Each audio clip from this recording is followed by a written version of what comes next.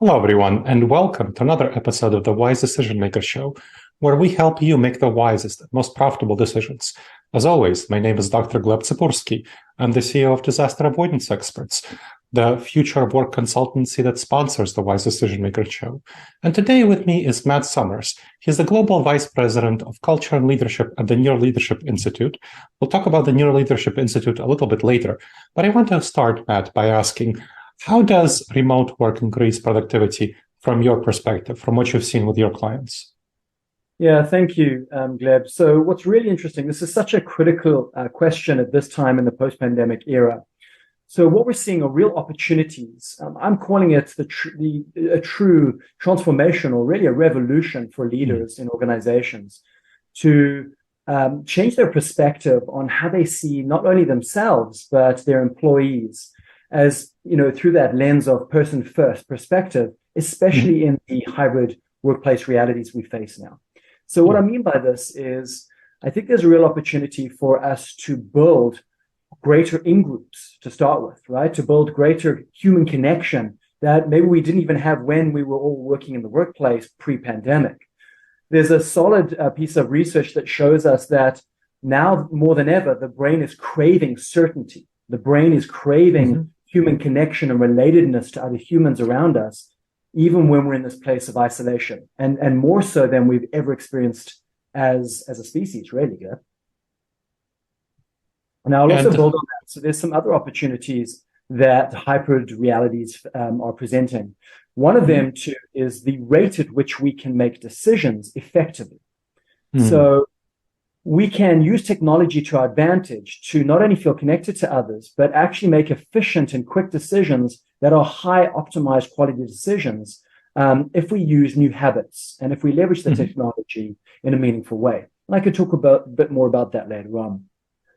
The final piece is, hybrid reality is also building this opportunity for not just leaders, but all employees to future-proof their skill sets in working outside of the workplace. So we actually require as humans, and there's a lot of science, a lot of psychology at play, neurobiology at play here, Gleb, that says that we as human beings need to future-proof, anticipate what not just this year looks like, but what do the next 5 years look like for us in this hybrid reality. And part of that is being able to manage what we call in the brain a distance bias gap, right? And so there's an opportunity to mitigate and to reduce this distance bias in this particular region of our brain that processes and values people and things that we perceive to be closer to us, right? So if you and I, Gleb, used to work in the office together and our offices were side by side, we could just tap each other on the shoulder and get input and different perspectives and ideation going, right? However, in the pandemic era, now you and I are working from home, we're working on the same projects in the same company. This presents an opportunity for you and I to connect in different ways, to generate insights together in unique and different ways using different apps, AI technology, not just the simple platform of something like Zoom or Microsoft Teams when we're in this reality. It's also forcing us to learn more about other human beings intentionally. So the opportunity in hybrid workplace realities, human connection, is it's forcing employees and leaders alike to change the whole platform of interaction. And what I mean by that is the frequency through which we can interact with others is now increasing. And the fluency for understanding each other is increasing too. So the opportunity here, Gleb, is that we can connect with more people, more widely, more globally at the same time, when being in the office presented some environmental challenges to that reality historically. And so we've evolved just in the last 3 years as a species, and we've been forced to do that at an accelerated rate. So there's a number of these opportunities that are showing up for us to provide more certainty, to speak to the why we're doing something before we get into the what and the how, and for us to better manage uncertainty in the brain when we're leading others through project work, when we're making decisions, and finally, to really be more consciously intentional to mitigate those unconscious biases that we're relying on in these uncertain times of the pandemic that enable us to really understand other people's processes for making decisions, their perspectives for making decisions, so that we can co-create better decision making, right? Mm-hmm. Excellent. And so when you talked about the distance between people, I think what you're speaking of is what I talked about in my Harvard Business Review article as the proximity bias, where when people are are proximate to each other, they have a liking for each other. And that, of course, goes back to from the evolutionary psychology of tribalism, where we are evolved, our brains are evolved to be tribal. And so intuitively, we don't connect nearly as well on squares on a Zoom screen as we connect in the office. And so it's very easy for people who spend more time in the office to be seen as better, more likable, a closer member of our tribe. Now, I talked about this in my book, Leading Hybrid and Remote Teams, and I helped 21 organizations transition to hybrid and remote work. And this proximity bias is a big, big challenge. What I found works to address it is to make sure that managers don't just have the once annual quarterly performance review, but have a series of performance reviews every week during their one-on-ones, which they already do anyway if they're good managers, with their team members, that they integrate a performance review element of that so they can know where each of their team members is, each of their team members knows where they are and their standing, and that they can actually more objectively evaluate team members as opposed to fall into that proximity bias and just evaluate those who are closer to them in the office more positively. So let's dive into that. Are there any other techniques that you might think about from your perspective that can help address proximity bias, that distance gap of what you talked about? Yeah, Gleb, this is closely tied to relatedness and connection with others in this hybrid reality. And so some of the techniques we teach our global clients across multiple industries is building simple habits, right? We focus here at the NLI on habit adoption, habit building through new behaviors.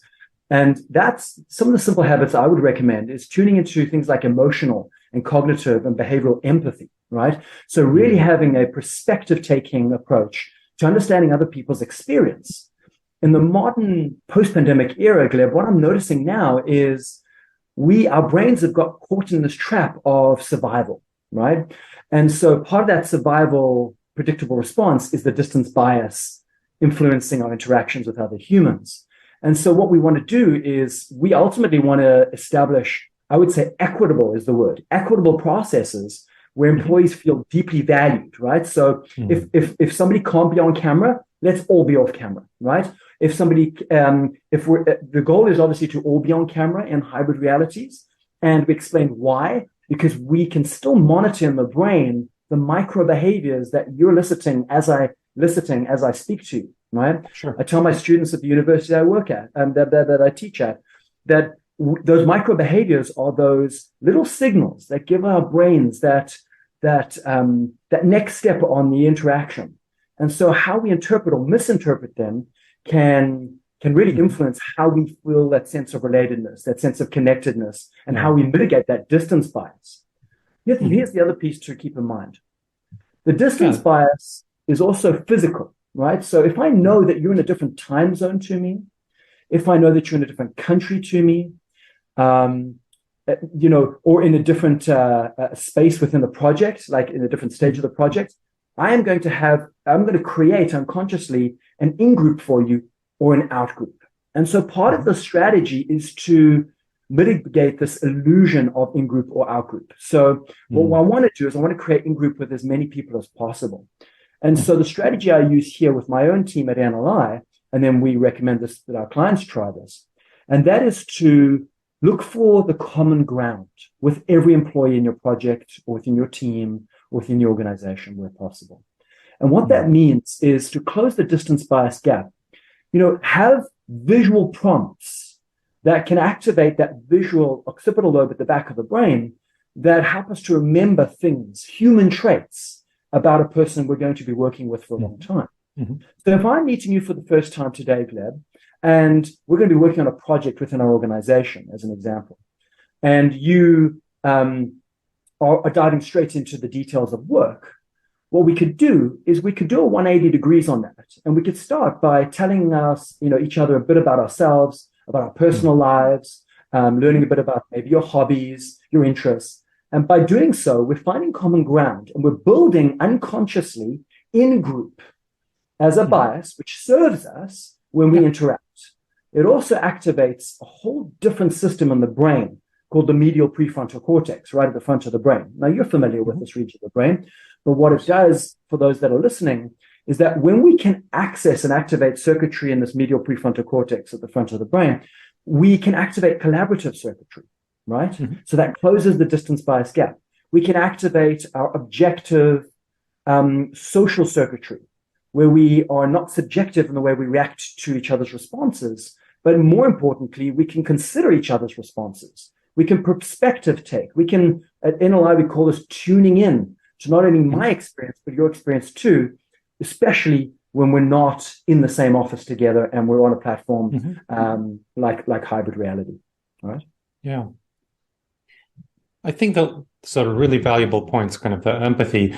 One of the things that we want to think about is who takes responsibility for doing so. So for when I consult for companies on this question, one of the biggest challenges is in habit change is that it's the ordinary employees regularly, they don't really change their habits. It has to be leaders. So for example, one of the activities I have leaders do is for their, let's say, rank and file team leader, lower level supervisor of 6 to 8 people. And what I have them do is start each day to create a personal channel on Slack or Microsoft Teams for their team, just for personal discussions. And start each morning with a prompt saying, how's your day going so far? How's your private life? What do you plan to focus on at work this day? And share one fact about yourself or the world that others don't know. Which, of course, the function of that is exactly what you're talking about, Matt, to build that sense of connection and to help people feel like they're human beings, even when they don't see each other. For example, this could be for a hybrid team who come into the office a couple of days a week. This could be for a fully remote team who never come to the office. This also works well for distributed teams. So when one of my clients, for example, is a Fortune 200 high-tech manufacturer called Applied Materials, who let me talk about their work. And they have distributed teams around the globe, and they find that this technique is quite helpful for them. But one of the things that leaders find a challenge is that they always have to prompt their team members to do so because it's an artificial habit. It's not something that comes naturally. This is a virtual water cooler conversation. And so how do you help leaders accept and value the importance of building these artificial new habits, novel habits in this hybrid world in which we find ourselves?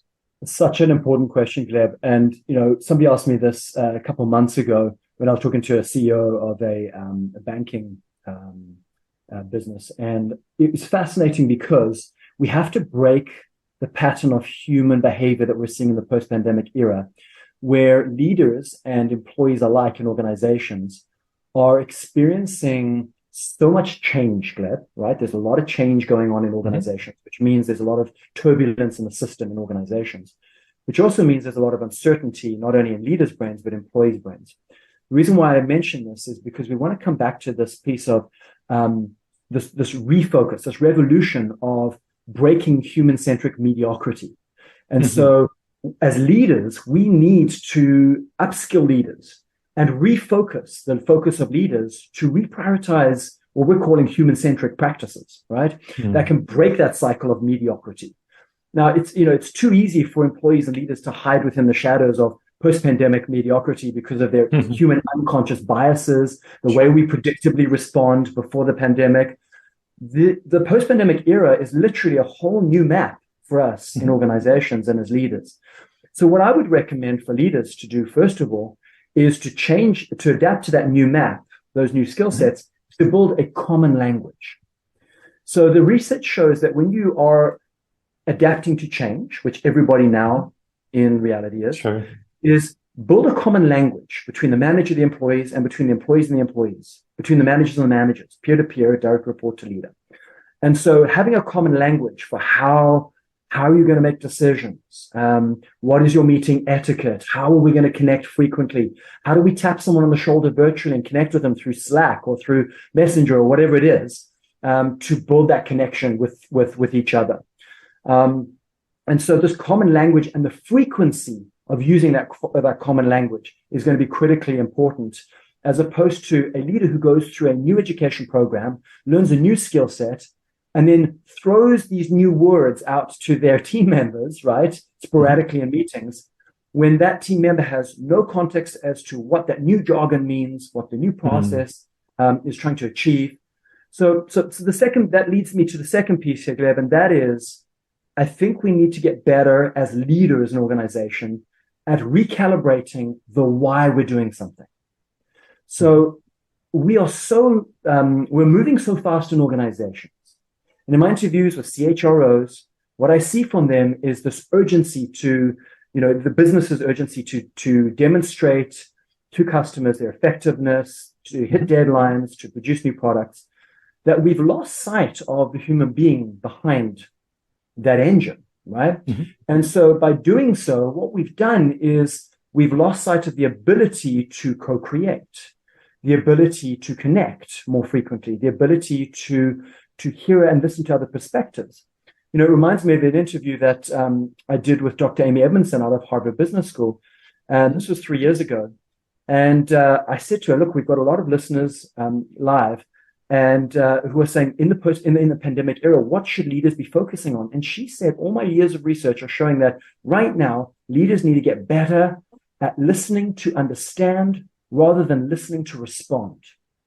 So how often, Gleb, just you as a human being, me as a human being, just in the last 7 days, how many meetings have you and I attended where we're listening to respond, right? So we're just reloading our response for what's important to us as a priority. And it sounds logical and easy, but cognitively, it's actually really challenging. And I want to share some neurobiology to explain this. It's called neuroplasticity, and you'll be familiar with this. But for the listeners, neuroplasticity at a baseline is the brain's ability to remold, to reshape itself at any time right up until the day we die.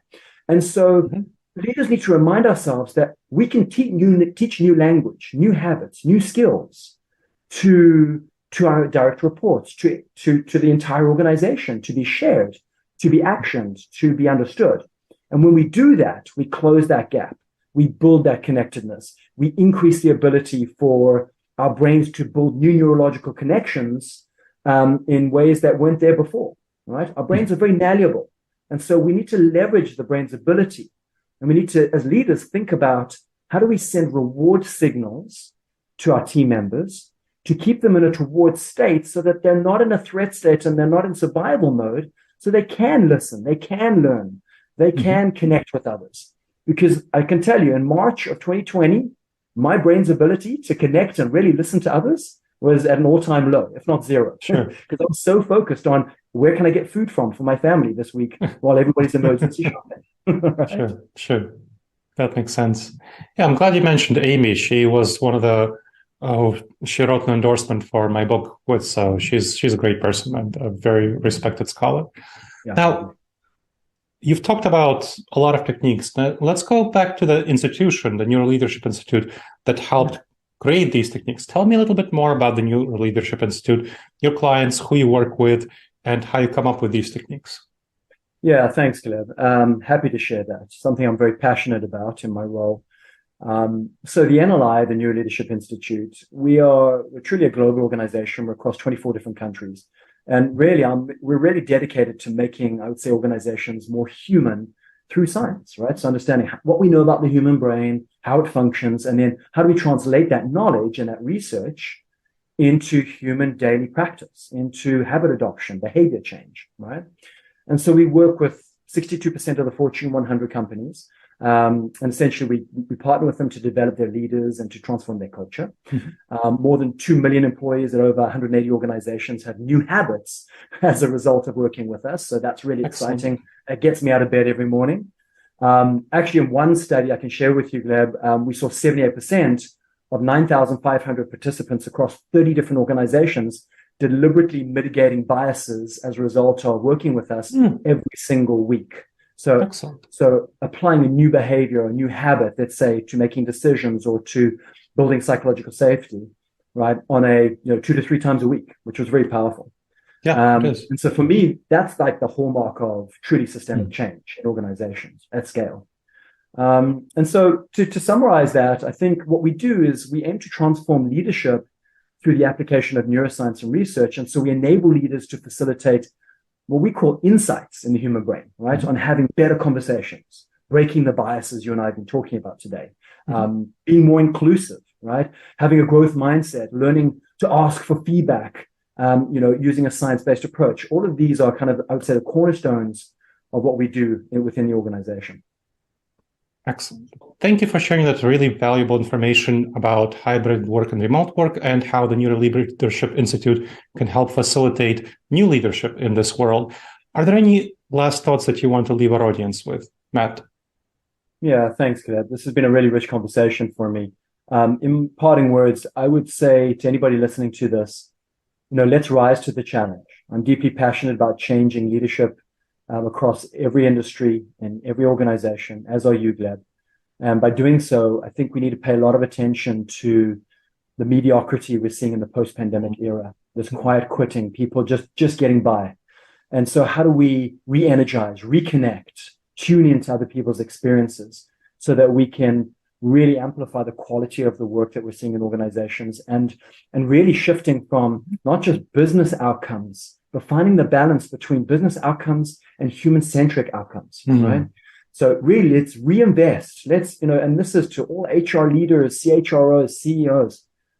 Please think about where is your attention being in your investment in your people and building them new skill sets, future-proofing them for this post-pandemic era. Thanks, Gleb. You're welcome, Matt. And I think that's really important. Business outcomes are very much aligned with people outcomes. When you look at the top concerns of leaders, talent acquisition, talent retention is a top concern. I just saw a new survey coming out from Vistage, the global CEO peer executive group, which shows that talent acquisition and retention is their top concern heading into the new year. So that's definitely a major issue. Thank you for bringing that up and connecting those two. Thank you, Matt. And thank you to everyone else who has checked out this podcast. Please make sure to subscribe to the podcast wherever you checked it out and leave a review. It really helps us improve the show and it helps other people discover the show. Well, I hope you found this episode useful, and I will look forward to seeing you in the next episode of the Wise Decision Maker Show. In the meantime, the wisest and most profitable decisions to you, my friends.